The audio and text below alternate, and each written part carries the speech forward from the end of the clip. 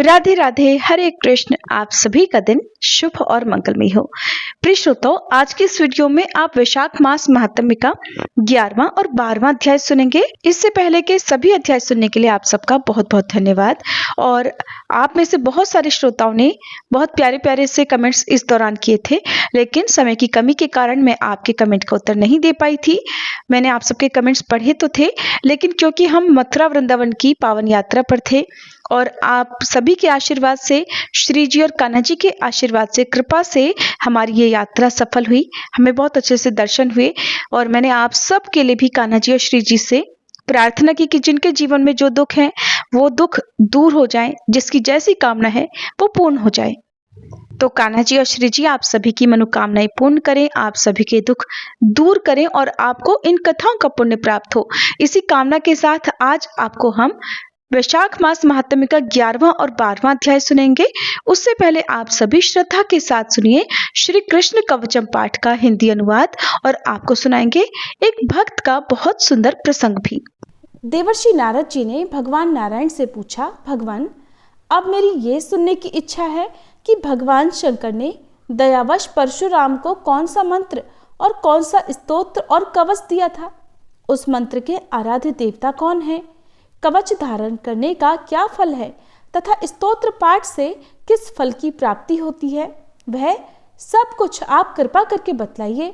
तब नारायण भगवान बोले, नारद, उस मंत्र के आराध्य देव गोलोकनाथ गोप गोपीश्वर सर्वसमर्थ परिपूर्णतम स्वयं भगवान श्री कृष्ण हैं। शंकर जी ने रत्न पर्वत के निकट स्वयं प्रभा नदी के तट पर पारिजात वन के मध्य स्थित आश्रम में लोकों के देवता माधव के समक्ष परशुराम को त्रैलोक्य विजय नामक परम अद्भुत कवच विभूति योग से संभूत महान पुण्यमय स्वतराज नाम वाला स्तोत्र और संपूर्ण कामनाओं का फल प्रदान करने वाला मंत्र कल्पतरु नामक मंत्र प्रदान किया था।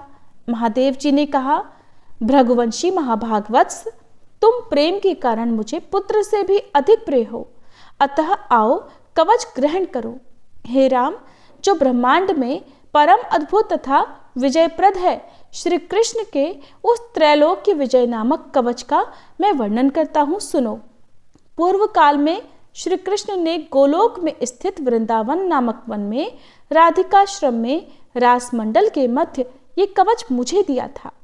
ये अत्यंत गोपनीय तत्व संपूर्ण मंत्र समुदाय का विग्रह स्वरूप, पुण्य से भी बढ़कर पुण्यतर, परमोत्कृष्ट है और इसे स्नेहवश मैं तुम्हें बता रहा हूँ, जिसे पढ़कर और धारण करके मूल प्रकृति भगवती आद्यशक्ति ने शुंभ निशुंभ महिषासुर और रक्तबीज का वध किया था, जिसे धारण करके मैं लोकों का संहारक और संपूर्ण तत्वों का जानकार हुआ हूँ तथा पूर्व काल में जो दुरंत और अवध्य थे उन त्रिपुरों को खेल ही खेल में दग्ध कर सका हूँ, जिसे पढ़कर और धारण करके ब्रह्मा ने इस उत्तम सृष्टि की रचना की है, जिसे धारण करके भगवान शेष सारे विश्व को धारण करते हैं, जिसे धारण करके कूर्मराज शेष को लीलापूर्वक धारण किए रहते हैं, जिसे धारण करके स्वयं सर्वव्यापक भगवान वायु विश्व के आधार हैं, जिसे धारण करके वरुण सिद्ध और कुबेर धन के स्वामी हुए हैं, जिसे पढ़कर एवं धारण करके स्वयं इंद्र देवताओं के राजा बने हैं, जिसे धारण करके तेजो राशि स्वयं सूर्य भुवन में प्रकाशित होते हैं, जिसे पढ़कर एवं धारण करके चंद्रमा महान बल और पराक्रम से संपन्न हुए हैं, जिसे पढ़कर एवं धारण करके महर्षि अगस्त्य सातों समुद्रों को पी गए और उनके तेज से वातापी नामक दैत्य को पचा गए, जिसे पढ़कर एवं धारण करके पृथ्वी देवी सबको धारण करने में समर्थ हुई हैं, जिसे पढ़कर एवं धारण करके गंगा स्वयं पवित्र होकर भुवनों को पावन करने वाली बनी है, जिसे धारण करके धर्मात्माओं में श्रेष्ठ धर्म लोकों के साक्षी बने हैं, जिसे धारण करके सरस्वती देवी संपूर्ण विद्याओं की अधिष्ठात्री देवी हुई हैं, जिसे धारण करके परात्परा लक्ष्मी लोकों को अन्न प्रदान करने वाली हुई हैं, जिसे पढ़कर एवं धारण करके सावित्री ने वेदों को जन्म दिया है। भृगुनंदन, जिसे पढ़ और धारण करके वेद धर्म के वक्ता हुए हैं, जिसे पढ़कर और धारण करके अग्नि शुद्ध एवं तेजस्वी हुए हैं, और जिसे धारण करके भगवान सनत कुमार को ज्ञानियों में सर्वश्रेष्ठ स्थान मिला है। जो महात्मा साधु एवं श्री कृष्ण भक्त हो, उसी को केवल यह कवच देना चाहिए, क्योंकि शठ एवं दूसरों के शिष्य को देने से दाता मृत्यु को प्राप्त हो जाता है। इस त्रैलोक्य विजय कवच के प्रजापति ऋषि हैं, गायत्री छंद हैं, स्वयं रासेश्वर देवता हैं, और त्रैलोक्य की विजय प्राप्ति में इसका विनियोग कहा गया है। ये परात्पर कवच तीनों लोकों में दुर्लभ है। ओम श्री कृष्णाय नमः सदा मेरे सिर की रक्षा करे। कृष्णाय स्वाहा ये पंचाक्षर सदा कपाल को सुरक्षित रखे। कृष्ण नेत्रों की तथा कृष्णाय स्वाहा पुतलियों की रक्षा करे। हरे नमः सदा मेरी भ्रकुटियों को बचाए। ओम गोविंदाय स्वाहा मेरी नासिकाओं की सदा रक्षा करे। गोपालाय नमः मेरे गंड स्थलों की सदा सब ओर से रक्षा करे। ओम गोपांगनेशाय नमः सदा मेरे कानों की रक्षा करे। ओम कृष्णाय नमः निरंतर मेरे दोनों ओठों की रक्षा करे। ओम गोविंदाय स्वाहा सदा मेरी दंत पंक्ति की रक्षा करे। ओम कृष्णाय नमः दांतों के छिद्रों की तथा क्लिंग दांतों के ऊर्ध्व भाग की रक्षा करे।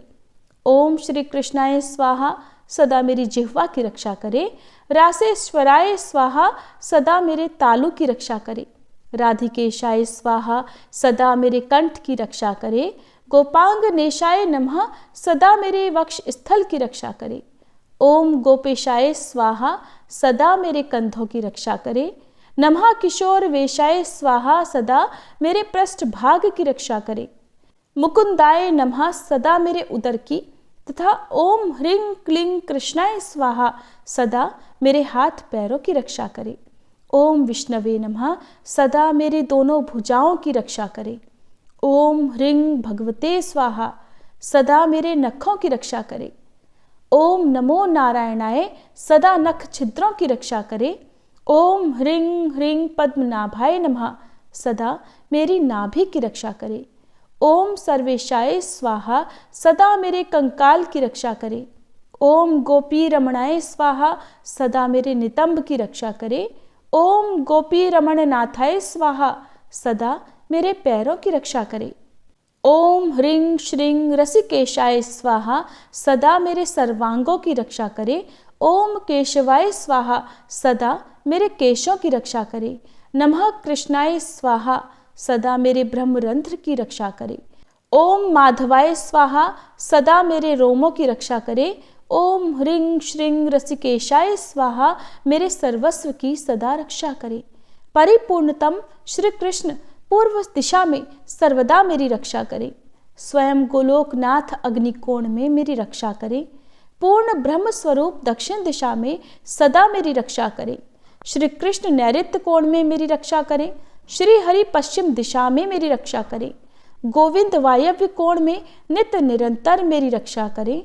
रसिक शिरोमणि उत्तर दिशा में सदा मेरी रक्षा करे। वृंदावन विहार कृत सदा ईशान कोण में मेरी रक्षा करें। वृंदावनी के प्राणनाथ ऊर्ध्व भाग में मेरी रक्षा करें। महाबली बलिहारी माधव सदैव मेरी रक्षा करें। नृसिंह जल स्थल तथा अंतरिक्ष में सदा मुझे सुरक्षित रखें। माधव सोते समय तथा जागृत काल में सदा मेरा पालन करें तथा जो सबके अंतरात्मा निर्लेप और सर्वव्यापक हैं, वे भगवान सब ओर से मेरी रक्षा करें। वत्स, इस प्रकार मैंने त्रैलोक्य विजय नामक कवच, जो परम अनोखा तथा समस्त मंत्र समुदाय का मूर्तमान स्वरूप है, तुम्हें बतला दिया। मैंने इसे श्री कृष्ण के मुख से श्रवण किया था। इसे जिस किसी को नहीं बतलाना चाहिए। जो विधि पूर्वक गुरु का पूजन करके इस कवच को गले में अथवा दाहिनी भुजा पर धारण करता है, वह भी विष्णु तुल्य हो जाता है, इसमें संशय नहीं है। वह भक्त जहाँ जाता है, जहाँ रहता है, वहाँ लक्ष्मी और सरस्वती भी निवास करती हैं। यदि उसे कवच सिद्ध हो जाता है तो वह जीवन मुक्त हो जाता है और उसे करोड़ों वर्षों की पूजा का फल प्राप्त हो जाता है। हजारों राजसूय, सैकड़ों वाजपेय, 10,000 अश्वमेध, संपूर्ण महादान तथा पृथ्वी की प्रदक्षिणा, ये सभी इस त्रैलोक्य विजय की 16वीं कला की भी समानता नहीं कर सकते। व्रत उपवास का नियम, स्वाध्याय, अध्ययन, तपस्या और समस्त तीर्थों में स्नान, ये सभी इसकी एक कला को भी नहीं पा सकते। यदि मनुष्य इस कवच को सिद्ध कर ले तो निश्चय ही उसे सिद्धि, अमरता और श्री हरि की दास्ता आदि सब कुछ मिल जाता है। जो इसका 10 लाख जप करता है उसे यह कवच सिद्ध हो जाता है, और जो सिद्ध कवच होता है वह निश्चय ही सर्वज्ञ हो जाता है।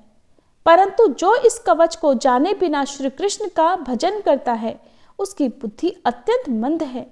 उसे करोड़ों कल्पों तक जप करने पर भी मंत्र सिद्धिदायक नहीं होता। वत्स, इस कवच को धारण करके तुम आनंद पूर्वक निःशंक होकर अनायास ही 21 बार पृथ्वी को क्षत्रियों से शून्य कर डालो। पुत्र, प्राण संकट के समय राज्य दिया जा सकता है, सिर कटाया जा सकता है और प्राणों का परित्याग भी किया जा सकता है, परंतु ऐसे कवच का दान कभी नहीं करना चाहिए। इति श्री कृष्ण कवचम पाठ संपूर्णम। अगर गुरु के वचनों में विश्वास हो तो शिष्य का कल्याण तो हो ही जाता है। एक सीधा साधा गांव का भक्त था, वो कभी कथा नहीं सुनता था। एक चरवाहा था, वो सिर्फ गौएं चराता था और इस तरह अपना दिन बिताता था। एक दिन उसके मित्रों ने कहा कि तुम कभी तो कथा सुन लो, दिन रात पशुओं के पीछे घूमते रहते हो और पशु बुद्धि हो गई है तुम्हारी, कभी तो भगवान की कथा सुन लो। इसके बाद एक दिन उसने कथा सुनने जाने के लिए निर्णय किया। अब सत्संग में चर्चा चल रही थी कि जिसने मनुष्य जन्म लेकर गुरु मंत्र नहीं लिया और नाम जप नहीं किया उसका तो जीवन ही व्यर्थ है, और ऐसा मनुष्य तो मुर्दे के समान है। सत्संग में ऐसी बात सुनकर वह इसके बाद चला गया। अब ये बात बार बार उसके दिमाग में आ रही थी कि पंडित जी कह रहे थे कि जिसने गुरु मंत्र नहीं लिया और नाम जप नहीं किया उसका तो जीवन मुर्दे के समान है। तो वह फिर दूसरे दिन कथा सुनने गया और पंडित जी से मिलकर उसने कहा कि गुरुजी, आपने तो कल की कथा में कहा था कि गुरु मंत्र लिए बिना जीवन मुर्दे के समान होता है, तो आप ही मुझे वह गुरु मंत्र दे दीजिए। उन्होंने उसको टालते हुए कहा कि कथा के आखिरी दिन मिलना तो मैं तुम्हें गुरु मंत्र दे दूंगा। अब कथा के आखिरी दिन तक वह इंतजार करता रहा। जैसे ही कथा का आखिरी दिन आया तो कथा के आखिरी दिन पंडित जी कथा करने के बाद शौच के लिए लोटा लेकर जा रहे थे।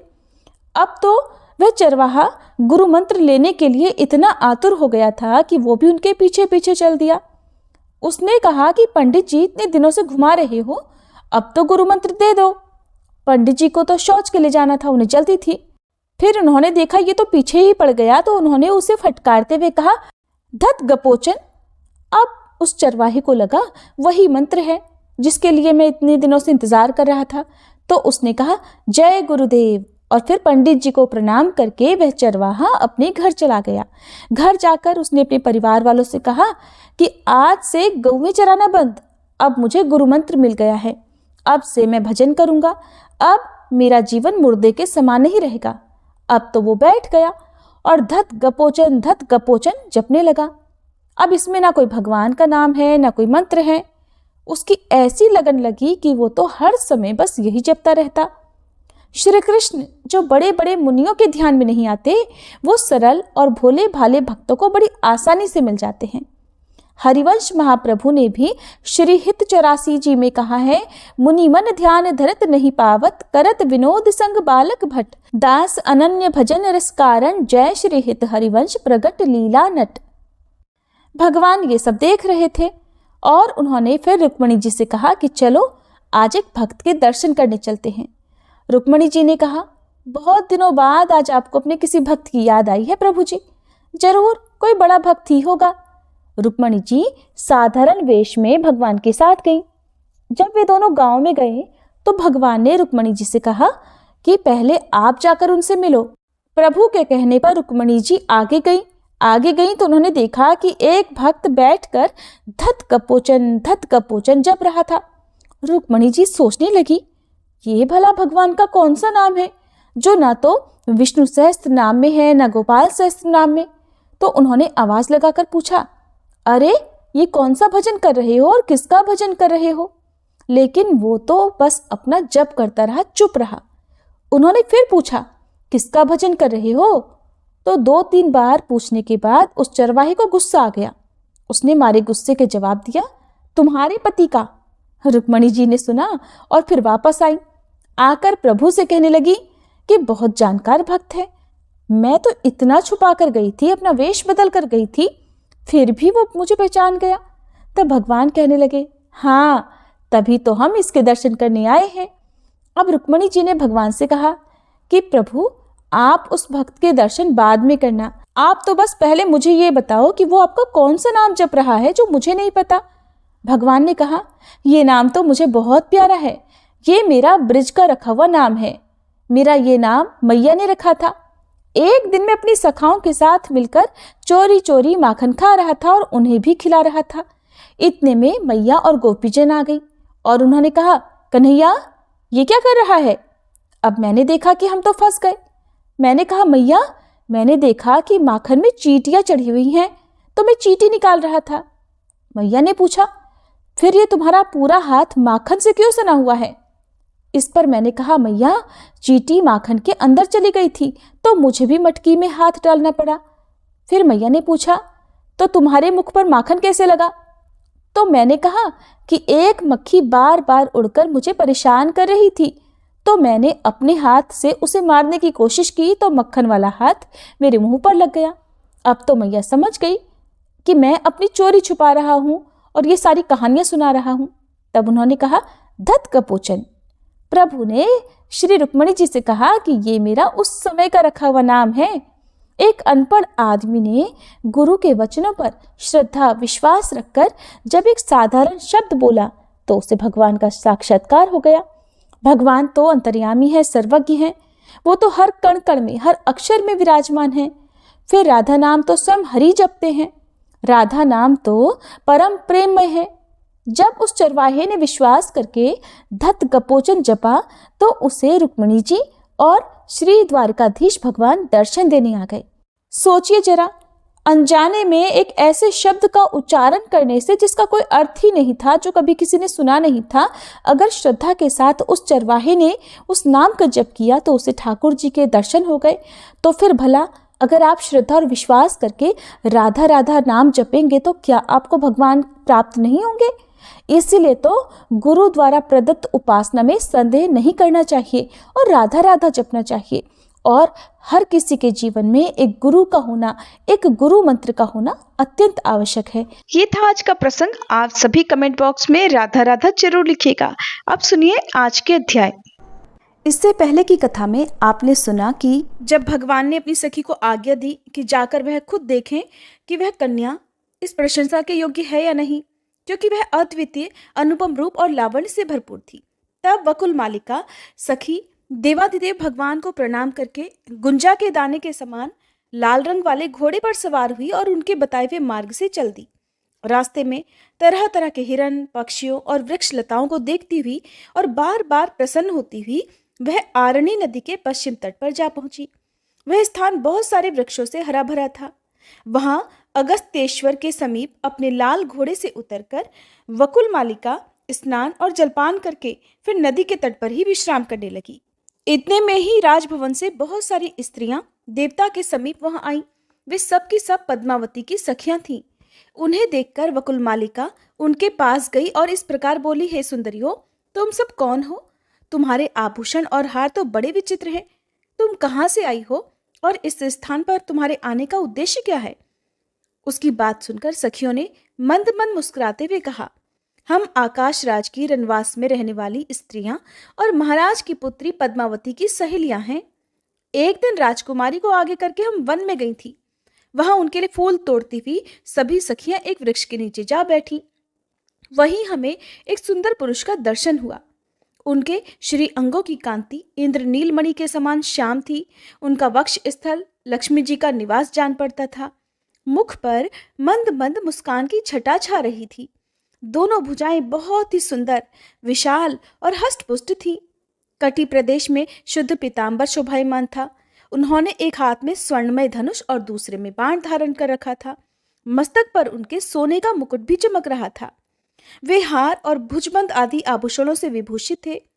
उन्हें देखकर सुवर्ण सदृश गौर वर्ण वाली हमारी कमल नयनी सखी पद्मावती सहसा बोल उठी कि देखो देखो। तब हम सब सखियां उन्हीं की ओर देखने लगी।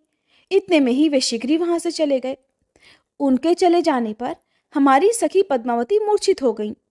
उसे उसी अवस्था में हम लोग फिर राजभवन में लेकर गई।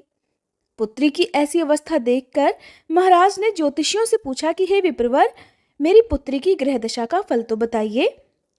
तब बृहस्पति जी के समान विद्वान ब्राह्मण ने मन ही मन सभी ग्रहों को विचार कर कहा कि राजन, कोई उत्तम पुरुष आपकी कन्या के पास आया था।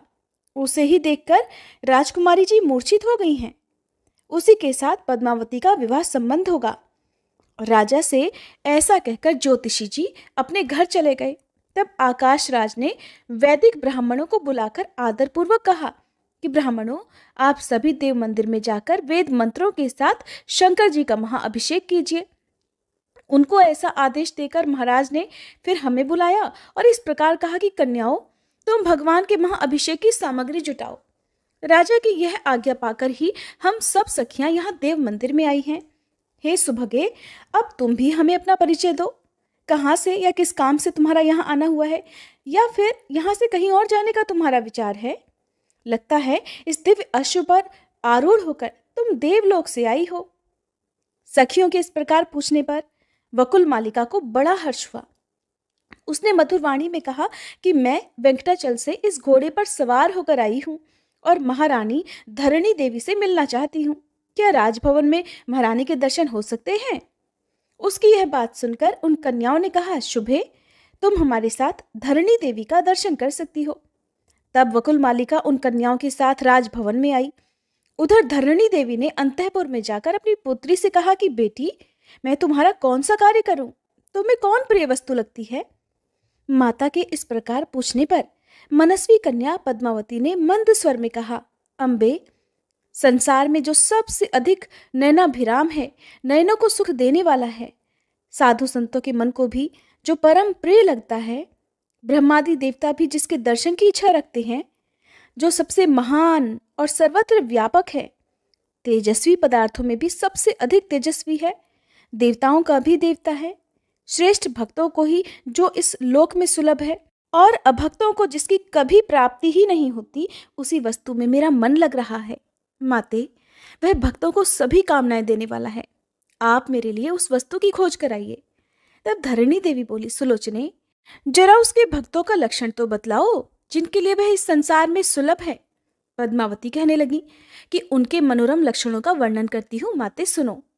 वे वेदों के स्वाध्याय में तत्पर होकर सदा वैदिक धर्म का अनुष्ठान करते हैं, सत्य बोलते हैं, दूसरों के दोषों को कभी नहीं देखते, पराई निंदा से सदा दूर रहते हैं, दूसरों के धन का अपहरण नहीं करते। पराई स्त्री चाहे कितनी ही सुंदर क्यों ना हो, वे न तो उनकी याद करते हैं, ना ही उनकी ओर देखते हैं और ना ही कभी उनका स्पर्श ही करते हैं। ऐसे सदाचारी महात्माओं को ही आप वैष्णव जानिए, जो सब प्राणियों के प्रति दया भाव से युक्त होकर सबके हित में लगे रहते हैं और देवेश्वर श्री विष्णु के गुणों का गान करते हैं। उनको निश्चय ही भगवान का भक्त समझो। जिस किसी वस्तु से जो संतुष्ट रहते, अपनी ही स्त्री के प्रति अनुराग रखते, राग, भय और क्रोध से सदा दूर रहते हैं, उन पुरुषों को आप भगवान विष्णु का भक्त जानो। जो ऐसे लक्षणों से युक्त हैं, वे ही वैष्णव माने गए हैं और ऐसे सदाचारी भक्तों को ही उन परमात्मा की प्राप्ति होती है। उन्हीं परमेश्वर में माते मेरा प्रेम हो गया है। मेरा मन बस उन्हीं से मिलना चाहता है। माँ, भगवान विष्णु के सिवा मुझे कोई और दूसरी वस्तु की इच्छा ही नहीं है। मैं बस भगवान श्याम सुंदर विष्णु का ही स्मरण करती रहती हूँ।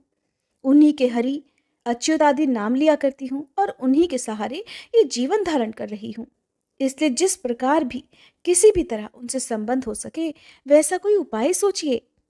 माता से ऐसा कहकर दयनीय दशा को पहुंची हुई कमल के समान मुख वाली पद्मावती चुप हो गई। पुत्री की यह बातें सुनकर धरणी देवी ये सोचने लगी कि भगवान विष्णु अब कैसे प्रसन्न होंगे। उसी समय अगस्तेश्वर की पूजा करके पूर्वोक्त कन्याएं वकुल मालिका के साथ धरणी देवी का दर्शन करने के लिए आईं। महारानी धरणी ने घर पर पधारे हुए ब्राह्मणों को उत्तम भोजन देकर उनका स्वागत सत्कार करके वस्त्र और आभूषणों सहित पर्याप्त दक्षिणा दी और अपने मनोरथ की सिद्धि के लिए आशीर्वाद लेकर ससम्मान उन सभी को विदा कर दिया। उसके बाद वहां आई हुई मनस्विनी कन्याओं से पूछा, बताओ यह श्रेष्ठ कन्या कौन है? तुम लोगों से इसका साथ कहाँ हुआ है और इस राजभवन में ये किस लिए आई है? मुझे तो ये कोई पूजनीय देवी लग रही है। तब कन्याएं बोल पड़ी कि महारानी जी, ये देवी वास्तव में दिव्यांगना है और किसी कार्य से ही आपके पास आई है। देवालय में भगवान शंकर के पास ही हम लोगों से ये मिली है। हमारे पूछने पर इसने बताया कि मैं पूजनीय महारानी जी से मिलने आई हूँ। तब हमने कहा कि तो तुम हमारे साथ चलो, हम महारानी जी की दासियां हैं और अभी राजमहल में ले चलेंगी। इसी प्रकार यह आपके पास आई है। अब आप ही पूछ लीजिए कि इनके आने का उद्देश्य क्या है। तब धरणी देवी ने पूछा कि तुम कौन हो और कहाँ से आई हो? मुझसे तुम्हें क्या काम है? सच सच बताओ। तब वकुल मालिका बोली, महारानी, मैं वेंकटाचल से आई हूँ। मेरा नाम वकुल मालिका है। हमारे स्वामी भगवान नारायण सदा श्री वेंकटाचल में निवास करते हैं।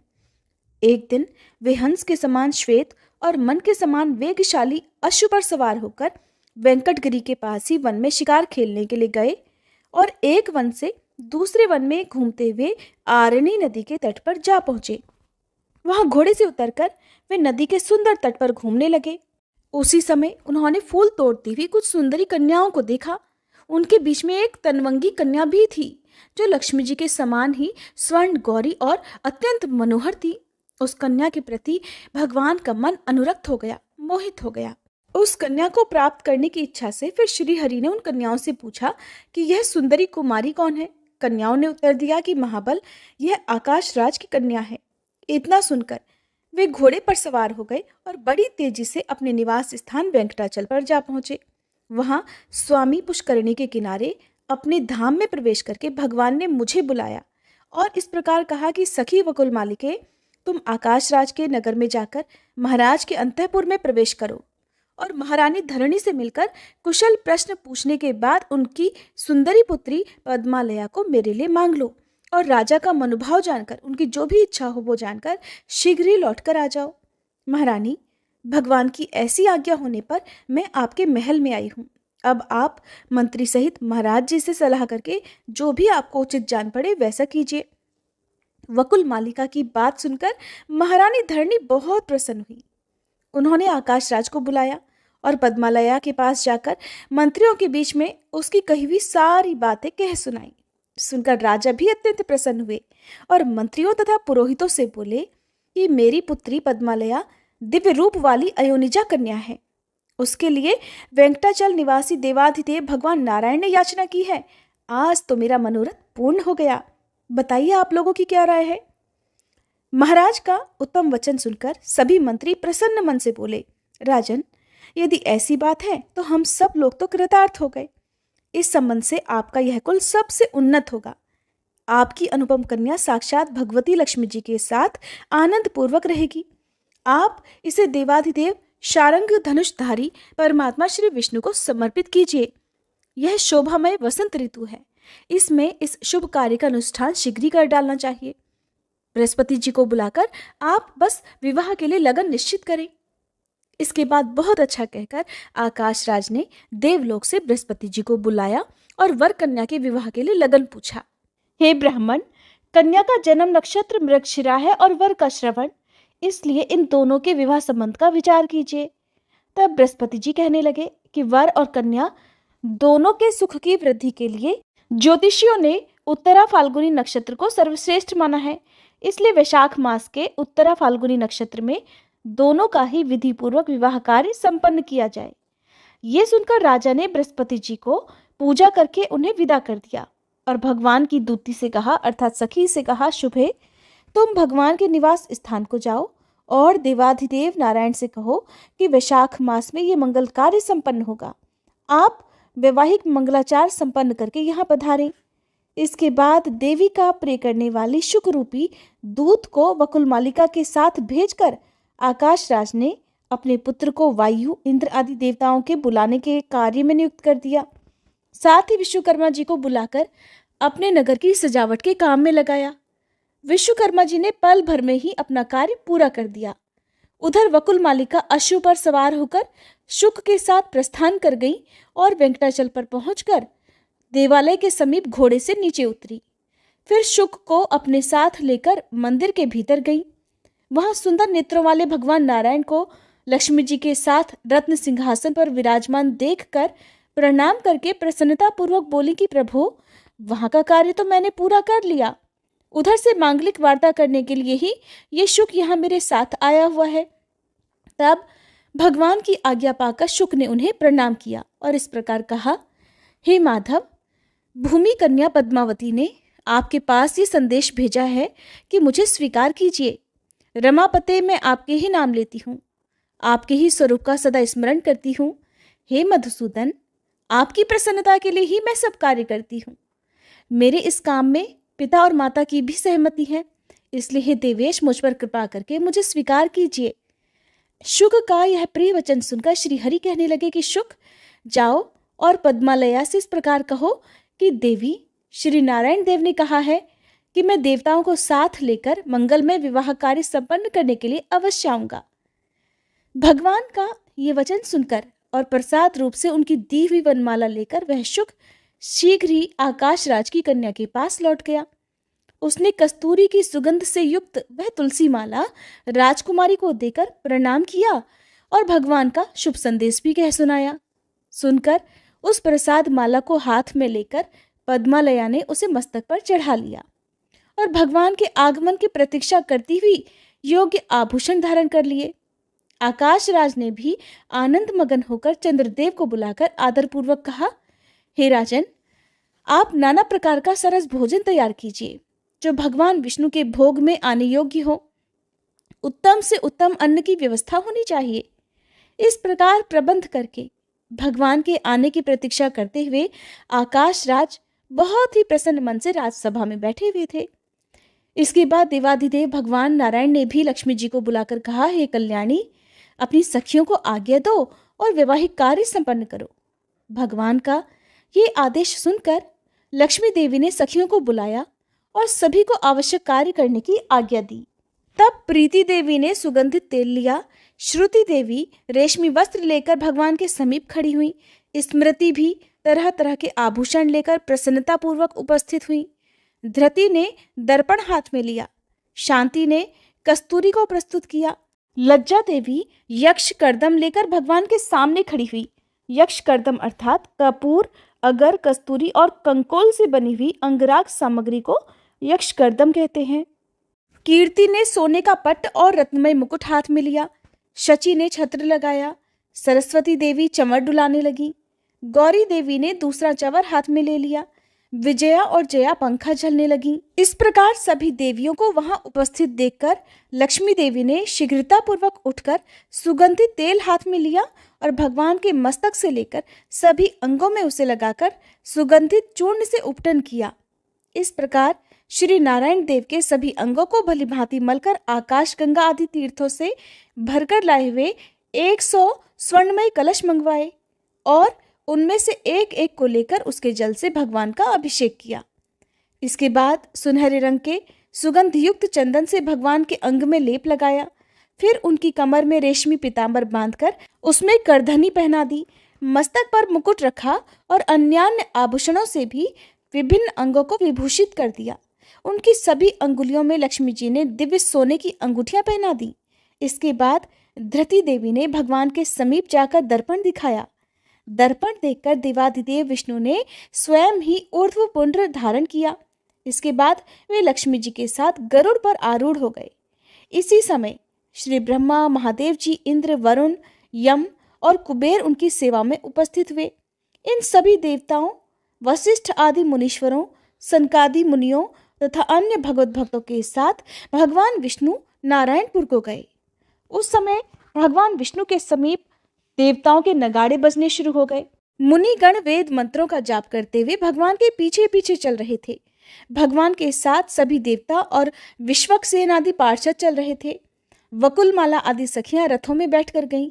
इस प्रकार भगवान ने बारात लेकर आकाश राज के सजे सजाए नगर में प्रवेश किया।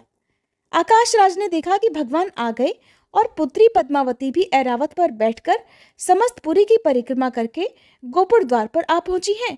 तब वे वर वधू को साथ लेकर भाई बंधुओं के साथ भगवान का दर्शन करते हुए उठकर खड़े हो गए। भगवान ने अपने कंठ में पड़ी हुई माला हाथ में लेकर पद्मालया के गले में डाल दी और पद्मालया ने बेला के फूलों का गजरा लेकर भगवान के कंठ में पहना दिया। ऐसा करके वे दोनों ही सवारी से उतर गए और थोड़ी देर पीढ़े पर खड़े होने के बाद सुंदर गृह में प्रवेश किया। उनके साथ ब्रह्मादि देवताओं का समुदाय भी था। ब्रह्मा जी ने अंकुरारोपण द्वारा मंगलसूत्र बंधन से लेकर लाज होम तक की सभी वैवाहिक विधि संपन्न कराई। फिर व्रत पालन की आज्ञा लेकर पद्मालया और श्री हरि ने पृथक पृथक शयन किया। पुनः चौथे दिन चतुर्थी कर्म आदि सारे कार्य पूरे करके चतुर्मुख ब्रह्मा जी ने आकाशराज की अनुमति लेकर दोनों देवियों के साथ भगवान को गरुड़ पर बिठा दिया और देवताओं के साथ वहां से चलने की तैयारी की। तब आकाशराज ने इंद्रादि देवताओं के साथ अपनी पुत्री और दामाद का प्रिय करने के लिए सोने की कढ़ाई में अगहनी के चावल, मूंग से भरे हुए अनेकों पात्र और सैकड़ों घी के घड़े उपहार में दिए।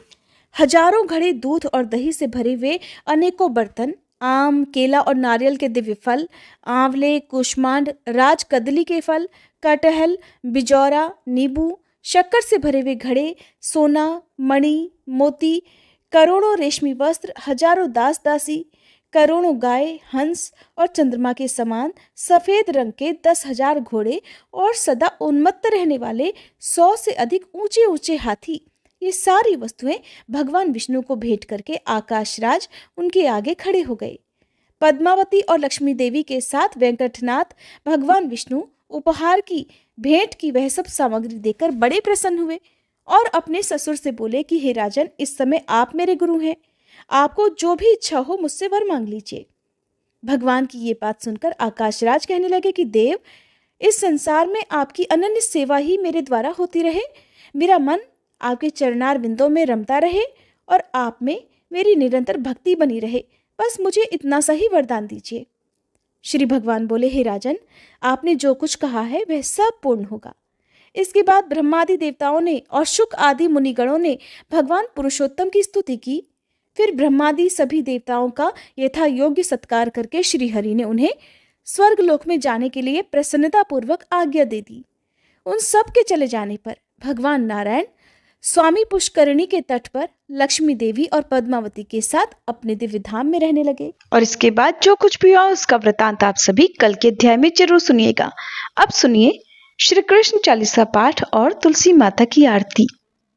बंशी शोभित कर मधुर नील जलद तन श्याम, अरुण अधर जनु बिंबा फल नयन कमल अभिराम, पूर्ण इंद्र अरविंद मुख पीतांबर शुभ साज, जय मन मोहन मदन छवि कृष्ण चंद्र महाराज। जय यदुनंदन जय जगवंदन, जय वसुदेव देवकी नंदन, जय यशोदासुत नंद दुलारे, जय प्रभु भक्तन के धृगतारे, जय नट नागर नाग नथैया, कृष्ण कन्हैया धेनु चरैया, पुनि नख पर प्रभु गिरिवर धारो, आओ दीनन कष्ट निवारो, वंशी मधुर अधर धरि तेरी, होवे पूर्ण मनोरथ मेरो,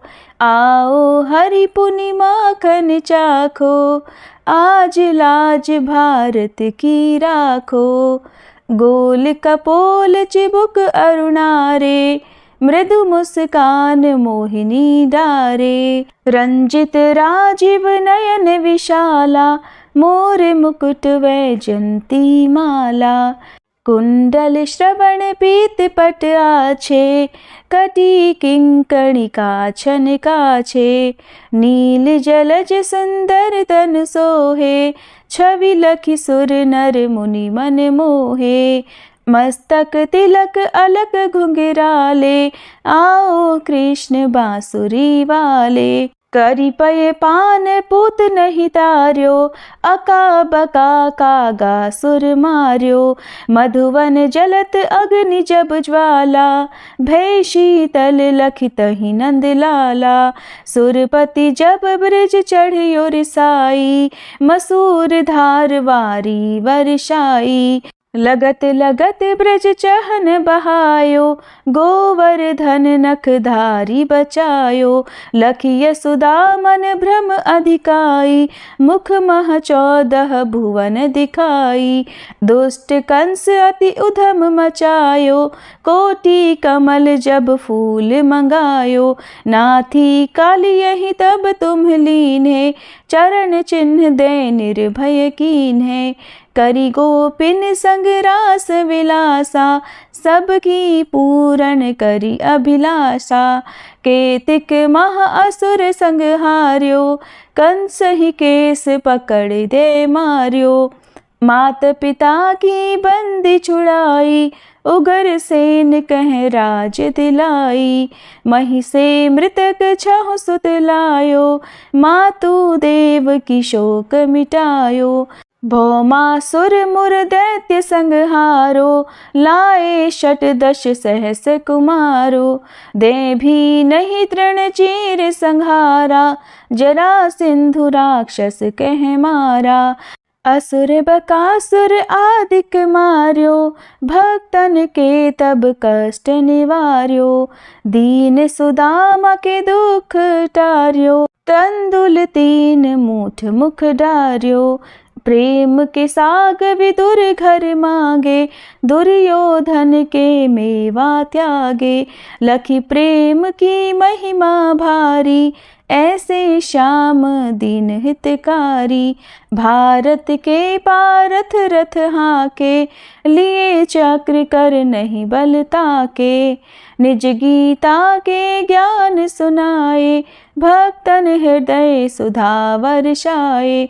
मीरा थी ऐसी मत वाली, विष पी गई बजा कर ताली। राना भेजा सांप पिटारी, शालिग्राम बने बनवारी। निज माया तुम विधि ही दिखायो, उरते संशय सकल मिटायो। तब शत निंदा करी तत्काला, जीवन मुक्त भयो शिशुपाला। जब ही द्रौपदी टेर लगाई, दीनानाथ लाज अब जाई। तुरत ही वसन बने नंदलाला, बढ़े चीर भय अरि मुँह काला। असनाथ के नाथ कन्हैया, डूबत भंवर बचावत नैया। सुंदर दास आस उरधारी, दया दृष्टि की जय बनवारी। नाथ सकल मम कुमति निवारो, क्षमहु बेगी अपराध हमारो। खोलो पट अब दर्शन दीजे, बोलो कृष्ण कन्हैया की जय। बोलो कृष्ण कन्हैया की जय, बोलो कृष्ण कन्हैया की जय। ये 40 कृष्ण का पाठ करे उरधारी, अष्ट सिद्धि नवनिधि फल लहे पदार्थ चारी। बोलो श्री कृष्ण भगवान की जय। तुलसी महारानी नमो नमो, हरि की पटरानी नमो नमो।